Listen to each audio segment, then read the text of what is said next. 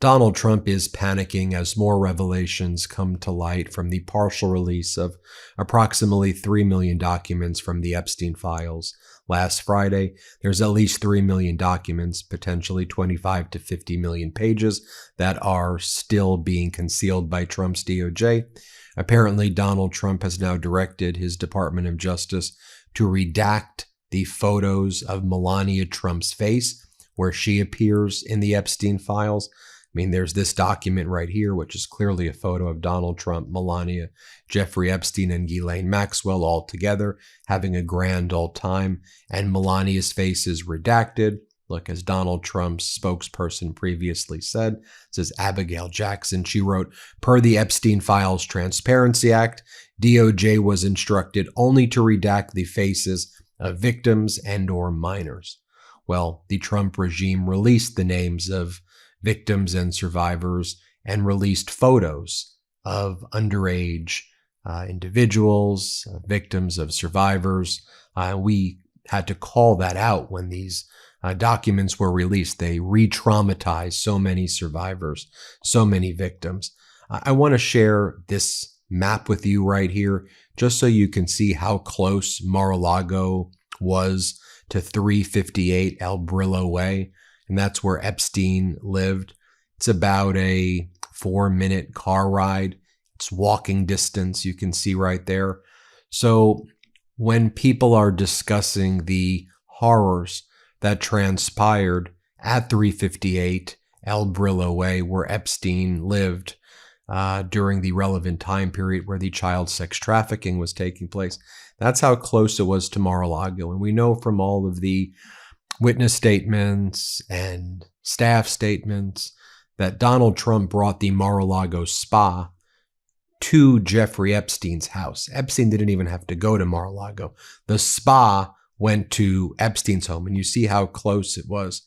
I know a document that lots of people wanted to know more about was the draft indictment that was going to be filed in 2008 against Epstein and co-conspirators, until Alex Acosta, who was then the United States Attorney for the Southern District of Florida, entered into that sweetheart deal with Jeffrey Epstein that allowed him basically to do what? 12 months or so just in the evening in prison, and allowed him to just plead to solicitation of prostitution. Granted, it was solicitation of prostitution of a minor. At that point, it should be called rape or sexual assault. But Epstein served very little time. The co-conspirators were concealed, and the indictment never saw the light of day. But as you go through this indictment, and the draft has now been released, there were dozens and dozens of girls, very young girls, 14-year-olds and 15-year-olds. And this 56-page indictment with over 30 counts lists how Jeffrey Epstein would work with Jane Doe 1 or Jane Doe 2, these 14, 15-year-old girls, to recruit other girls for his sex trafficking ring. And it was all taking place super close to Mar-a-Lago, where Donald Trump was hanging out with Epstein, and they would go back and forth to each other's homes quite frequently. Another major development yesterday, you had former President Bill Clinton and Hillary Clinton calling Donald Trump's bluff, because Trump and the MAGA Republicans wanted to hold Bill and Hillary Clinton in contempt if they didn't show up to provide testimony regarding the Epstein files. So Donald Trump wants to claim he's vindicated and not testify under oath, and he wants to distract by having Bill Clinton and Hillary Clinton testify before Congress. Well, former President Clinton and former Secretary of State Hillary Clinton said, okay, we'll testify, but we want it done publicly. We want it done in front of the world so that everybody can see what's going on. Not one of these MAGA Republican James Comer backroom deals. Do it in public. Well, here's what James Comer said yesterday about deposing former President Clinton and Hillary Clinton.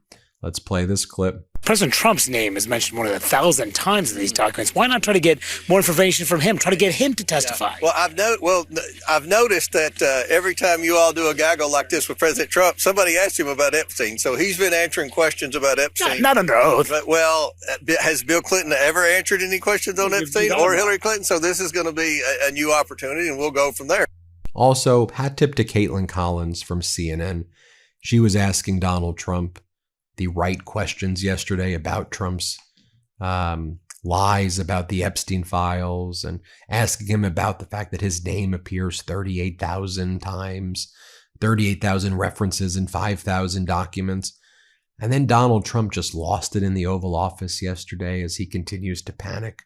He wants to talk about golden arches, and he wants to talk about golden ballrooms, and he does not want to talk about the fact that there are 38,000 references to his name in the files that have been released so far. Watch him attack Caitlin Collins. And he attacks her as a woman also. And he says, you're a young woman. Why don't you smile? Why are you asking me these questions?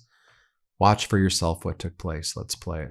Maybe get onto something else. But what would you say to people who feel like they haven't gotten justice, Mr. President? Something that people care about. Yeah, what did you say? Go ahead. What would you say to the survivors who feel like they haven't gotten justice? You are the worst reporter. No wonder CNN has no ratings because of people like you. She's a young woman. I don't think I've ever seen you smile. I've known you for 10 years. I don't think I've ever seen a smile on your face. I'm asking you about survivors of Jeffrey Epstein, Mr. President. You know why you're not smiling? Because you're not telling the truth. And you're a very dishonest organization, and they should be ashamed of you. Now, I've done a lot of other analysis on the Epstein files, and go back and watch some of the other deep dives that I did. But I also want to talk about how Donald Trump, who claimed to be the president who was going to be great for manufacturing, we're basically in a manufacturing recession right now. Remember, he called himself the Bitcoin president, and he sold Bitcoin sneakers and Bitcoin conferences. Well, Bitcoin is absolutely crashing. Every day, there's been another major crash. And now Bitcoin is below $74,000 right now. Bitcoin is doing absolutely atrocious. There's a lot of people who have lost a lot of money because they've built their portfolios just on Bitcoin.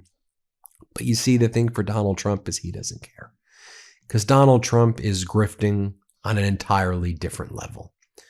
More revelations coming to light about United Arab Emirates royal family diverting $500 million, probably more, to Donald Trump through World Liberty Financial. And Trump claims, I don't know anything about it.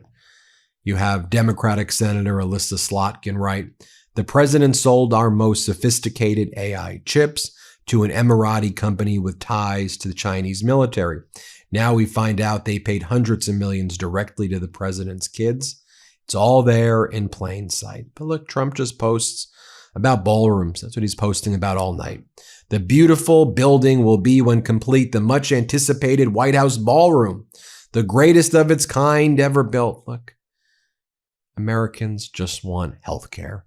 Americans want to be paid with dignity, be able to afford homes and afford rent, afford health care, afford groceries.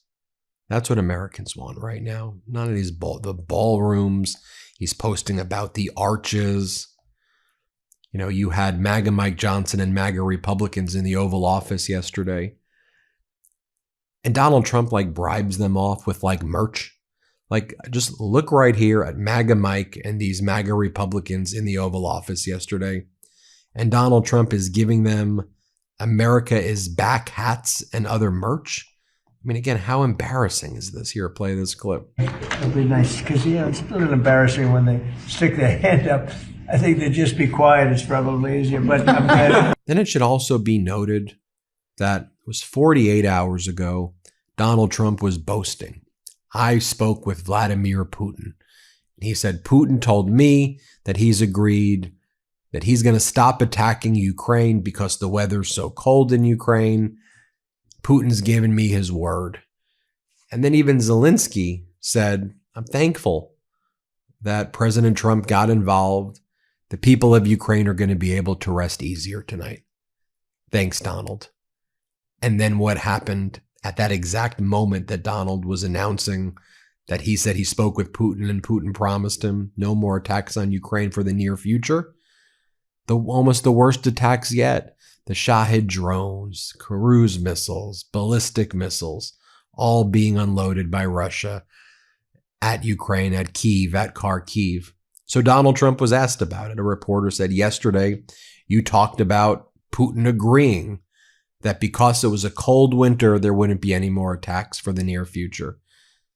And now Putin attacks. So what do you make of that? And Donald Trump's like, Putin kept his word. What do you mean he kept his word? You literally said that he was not going to attack. And now you said, he promised that it was going to be 1 week from last week.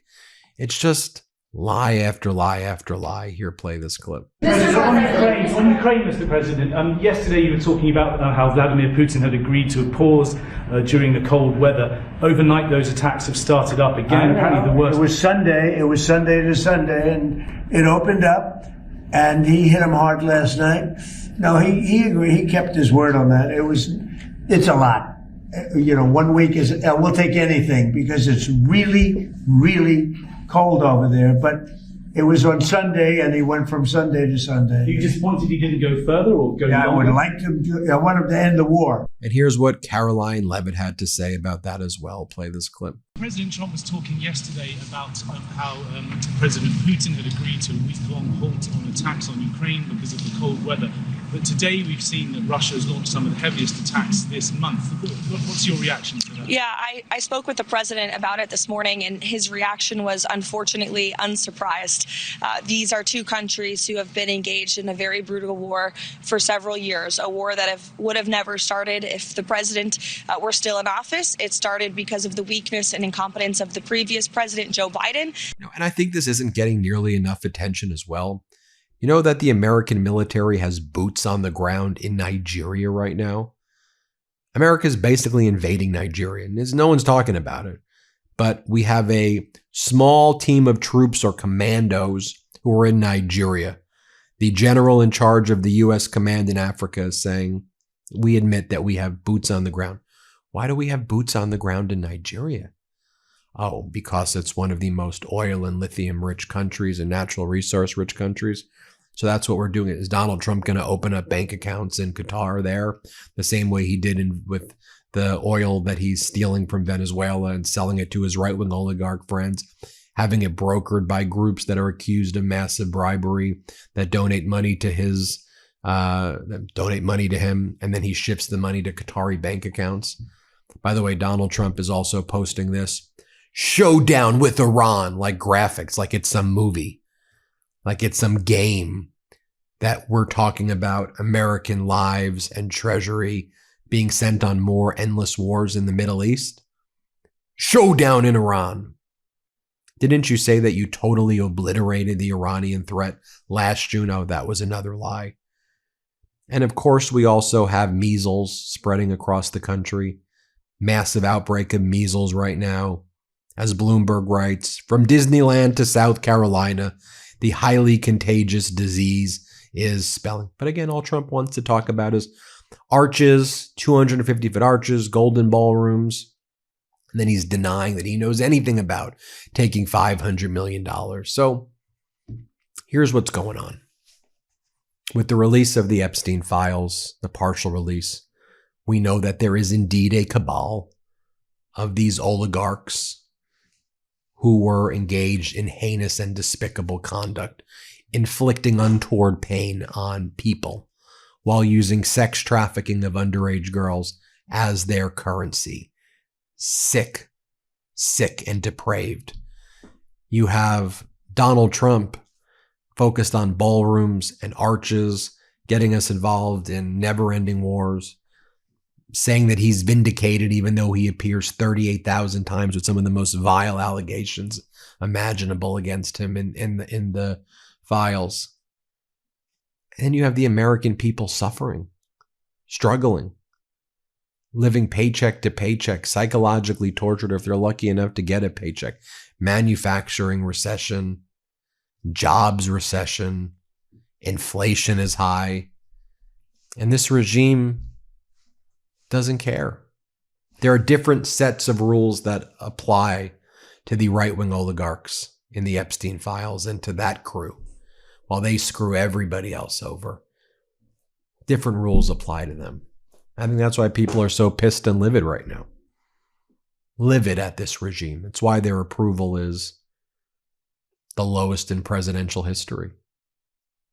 We're going to stick together. We're going to push back against this regime. Hit subscribe. Let's get to 6 million, and thanks for watching. Want to stay plugged in? Become a subscriber to our Substack at MeidasPlus.com. You'll get daily recaps from Ron Filipkowski, ad-free episodes of our podcast, and more exclusive content only available at MeidasPlus.com.